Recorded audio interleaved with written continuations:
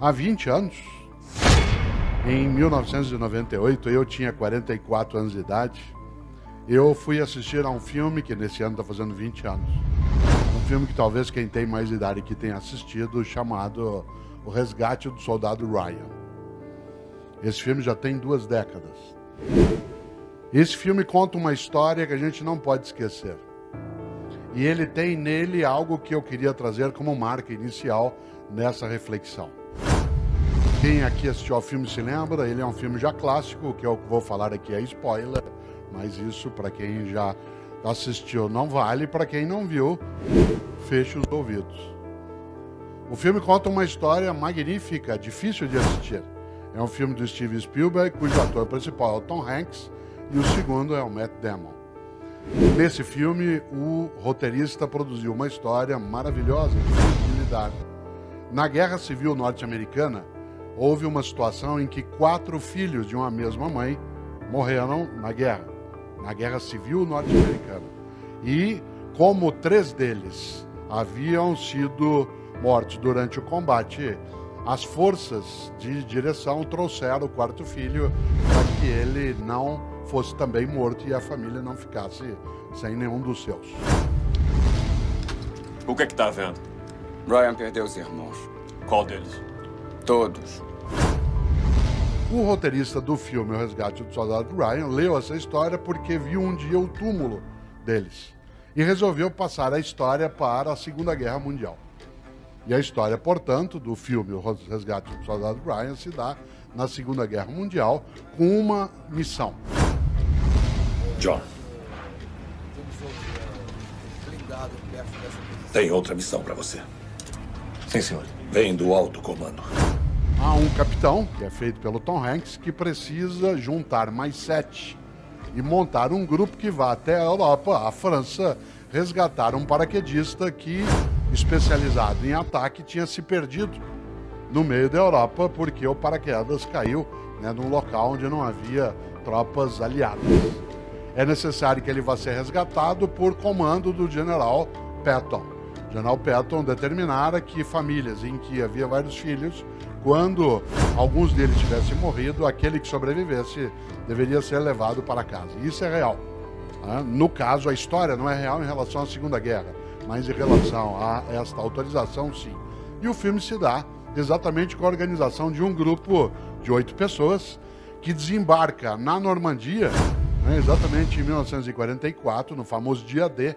Os primeiros 20 minutos desse filme, para quem não gosta de cinema realista, não deve ser visto, porque você tem que ficar de olhos fechados. Ele é absolutamente nada romântico com a ideia de guerra, de arma, de sangue.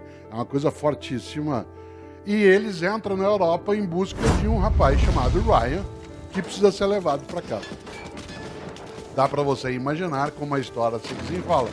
Isto é, acharam um paraquedista de uma tropa norte-americana perdido na Europa em meio a uma guerra, ainda mais sem aqueles meios digitais que o Pedro tanto aprecia, um pouco mais complicado. E é curioso porque eles vão pouco a pouco, vários deles vão morrendo para chegar até o soldado. E o encontram. E ele se recusa a ir para casa, ele não quer. Ele quer continuar em combate, ele acha que é um dever e uma missão dele continuar no combate. Mas vários morrem para que ele possa ser salvo. E uma cena inacreditável, dificílima de lidar, é a cena quase final, em que o capitão, feito pelo Tom Hanks, ele está morrendo, porque ele enfrenta um tanque dos nazistas. E ele perece exatamente nesse combate. Pouco antes de morrer, enquanto ele está deitado, encostado numa mureta, quase já no final, o Ryan vai até ele. O jovem de 18 anos vai até ele. E o capitão, segura o Ryan pela gola do uniforme, olha para ele um pouco antes de morrer e diz: faça por merecer. Faça por merecer. E o filme vai até o final com algo fortíssimo, que é o Ryan, já idoso, no cemitério visitando o túmulo do capitão.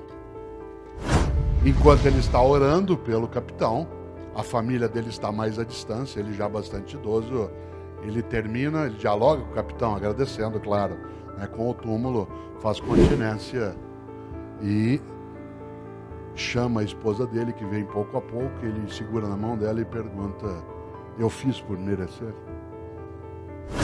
Essa é uma das questões mais difíceis que a gente pode ter de lidar. Quando esse título da reflexão aqui hoje é: se você não existisse, que falta faria? Em última instância, a grande pergunta é: fazemos por merecer? Por merecer a existência, a vida, esse mistério magnífico do qual nós participamos, não conhecemos toda a razão.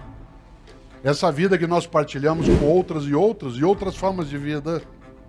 Será que nós a desperdiçamos, a colocamos fora? A frase é muito forte.